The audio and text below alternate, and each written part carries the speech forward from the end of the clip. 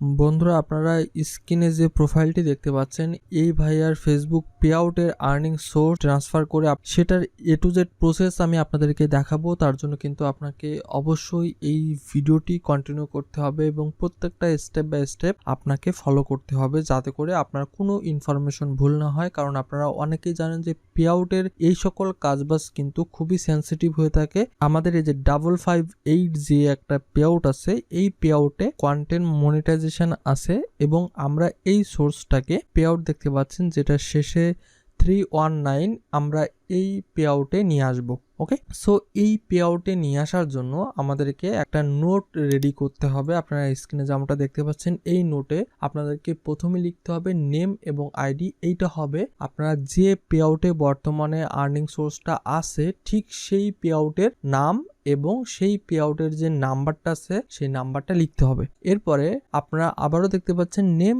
এবং আইডি, যে পে আউটে আপনারা নিতে চাচ্ছেন সেই পে আউটের নাম এবং সেই পে আউটের নাম্বার।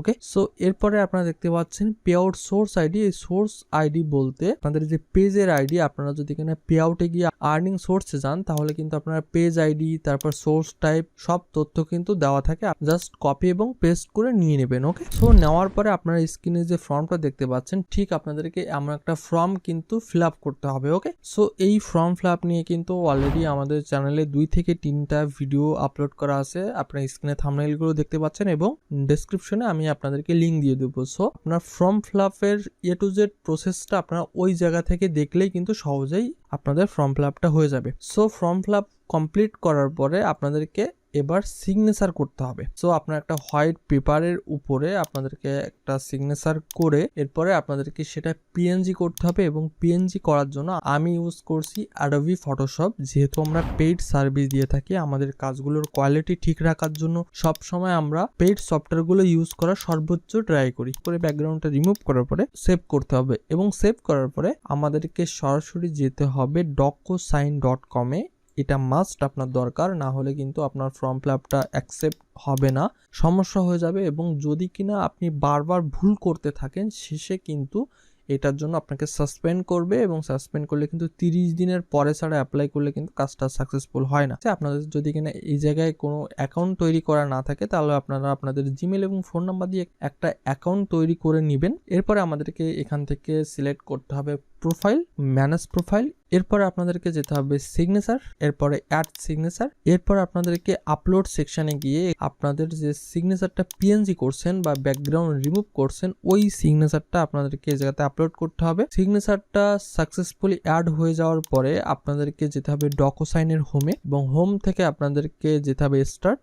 এরপর আপনাদের যে ফর্মটা ফিল আপ করে সেভ করা হয়েছিল ওই ফর্মটা আপনাদেরকে আপলোড করতে হবে এবং আপলোড করার পরে এখানে আই অ্যাম অনলি সাইন এমনটা দিয়ে আপনারা এখান থেকে সাইন করবেন। একটু লোড হবে।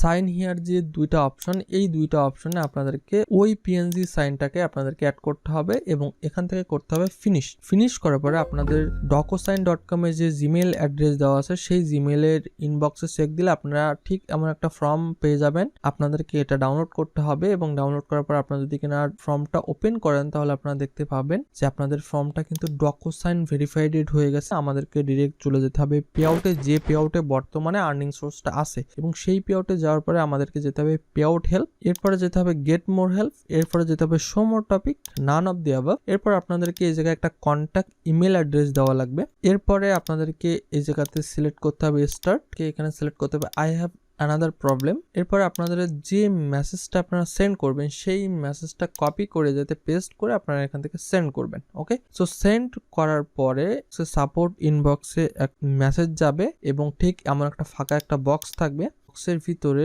নিচে আপনারা দেখতে পাবেন অ্যাড নামে একটা অপশন আছে। এই অ্যাড থেকে আপনাদেরকে ওই যে DocuSign ভেরিফাইডের যে ফাইলটা, ওই ফাইলটা আপনাদেরকে এই জায়গাতে অ্যাড করতে হবে এবং ফাইলটা অ্যাড করার পরে আপনারা যে টেক্সটটা মূলত ফার্স্টে তৈরি করলেন সেই টেক্সটটা দিয়ে আপনারা এখানে সেন্ড করবেন। ওকে, সো সেন্ড করার পরে একটু রিলোড দিলে আপনারা দেখতে পাবেন আপনাদের অ্যাপ্লাইটা কিন্তু সাকসেসফুল হবে এবং অ্যাপ্লাই করার পরে এটা 24 ঘন্টা থেকে 7 দিন অবধিও সময় লাগতে পারে, কম বেশি হবে। সো সেই পর্যন্ত আপনাদেরকে ওয়েট করতে হবে।